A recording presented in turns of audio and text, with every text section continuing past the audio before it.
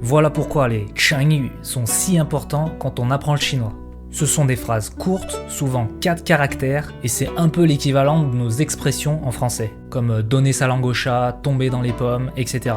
Mais les Changyu sont bien plus profonds que nos expressions à nous.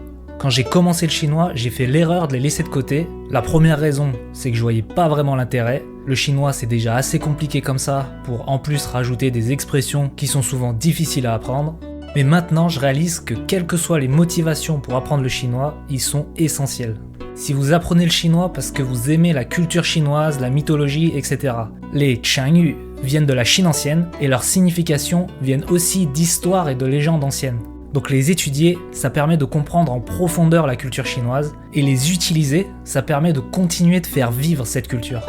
Maintenant, si vous apprenez le chinois pour voyager et communiquer avec des natifs, les Changyu ont aussi beaucoup de valeur. En réalité, la plupart des Chinois parlent très bien anglais, et donc ça serait possible d'échanger en anglais. Pourtant, lorsqu'on parle chinois, ça permet de créer une connexion qui est complètement différente, beaucoup plus profonde.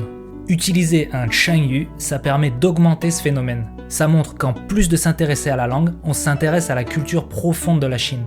Et si vous apprenez le chinois pour des raisons pro, en plus de créer un sentiment de proximité, ça permet de se démarquer, parce qu'en réalité, très peu d'étrangers les utilisent.